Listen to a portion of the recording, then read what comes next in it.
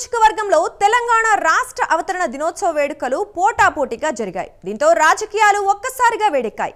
Congress BRS నేతలు అక్కడ సై అంటే సై అంటున్నారట. అక్కడ కొద్ది రోజుల నుంచి సైలెంట్ గా ఉన్న మాజీ ఎమ్మెల్యే ఒక్కసారిగా వైలెంట్ అయ్యారు. ఉన్న ఫలంగా కాంగ్రెస్ నేతలపై పోలీస్ అధికారులపై విరుచుకుపడుతున్నారు. మాజీ ఎమ్మెల్యేతో పాటు 17 మంది బీఆర్ఎస్ నేతలపై పోలీసులు కేసు నమోదు చేయడంతో పొలిటికల్ హీట్ రాజుకుంది. అసలు ఇంతకీ అక్కడ జరుగుతోంది ఏంటి? అక్కడి రాజకీయ పరిణామాలు ఏంటి? Let's watch the story.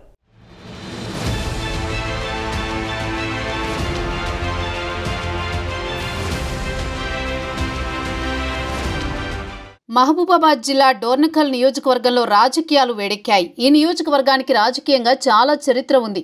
ఇక్కడి నేతలు రెడ్యానాయక్, సత్యవతి రాథోడ్ రాష్ట్ర మంత్రులుగా పనిచేశారు. ప్రస్తుతం డోర్నకల్ ఎమ్మెల్యే రామచంద్ర నాయక్ ప్రభుత్వ విప్గా కొనసాగుతున్నారు. అందుకే రాజకీయ విశ్లేషకులు ఈ నియోజకవర్గానికి మంచి చరిత్ర ఉందని అభిప్రాయపడుతూ ఉంటారు.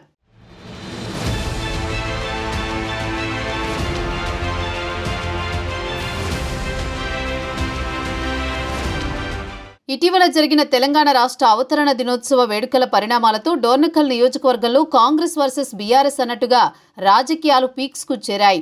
ఇరు పార్టీల నేతల మధ్య పోటాపోటీగా మాటల యుద్ధం నడుస్తోంది.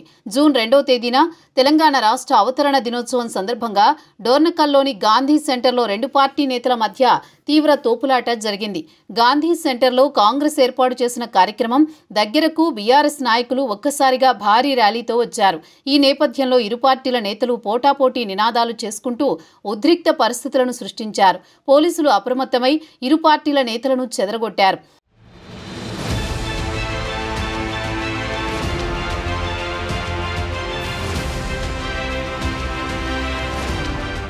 ఈ నేపథ్యంలో మాజీ ఎమ్మెల్యే రెడ్యానాయక్ కాంగ్రెస్ నేతలతో పాటు పోలీసు అధికారులపై తీవ్రస్థాయిలో ఆగ్రహం వ్యక్తం చేశారు.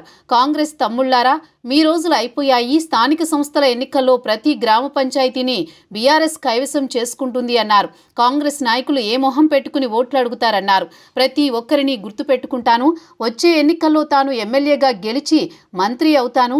ఆ తర్వాత అందరి సంగతి తేలుస్తానని మాజీ ఎమ్మెల్యే రెడ్యానాయక్ కాంగ్రెస్ నేతలను, పోలీసులను హెచ్చరించారు.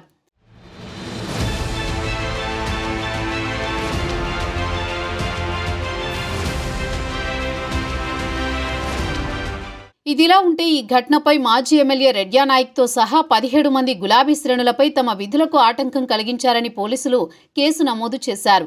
పోలీసుల సూచనలు అతిక్రమించడంతో శాంతి భద్రతల సమస్యలు ఉత్పన్నమయ్యాయని, విచారణ అనంతరం మరికొంతమందిపై కేసులు నమోదు చేసే అవకాశం ఉన్నట్లు పోలీసు వర్గాల్లో చర్చ జరుగుతోంది.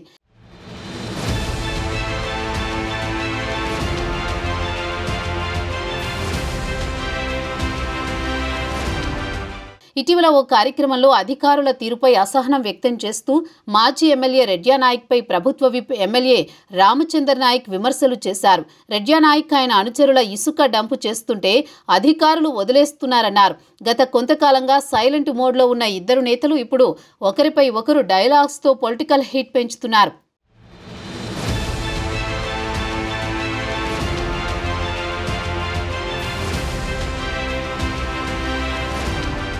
ఇప్పటి వరకు ఒక కేసు లేని రెడ్యానాయక్పై పోలీసులు కేసు నమోదు చేశారు. దీంతో కాంగ్రెస్ నేతలపై ఆయన తీవ్ర ఆగ్రహంతో ఉన్నారని బీఆర్ఎస్ వర్గాల్లో చర్చ జరుగుతోంది. రామచంద్ర నాయక్, రెడ్యానాయక్ డైలాగ్స్తో పాటు పోలీస్ కేసులతో డోర్నకల్లో రాజకీయాలు కాకరేపుతున్నాయి. తెలంగాణ రాష్ట్ర అవతరణ దినోత్సవ వేడుకల సందర్భంగా డోర్నకల్లో మొదలైన పొలిటికల్ వార్ స్థానిక సంస్థల ఎన్నికల వరకు తీవ్ర రూపం దాలుస్తుందని రాజకీయ విశ్లేషకులు భావిస్తున్నారు.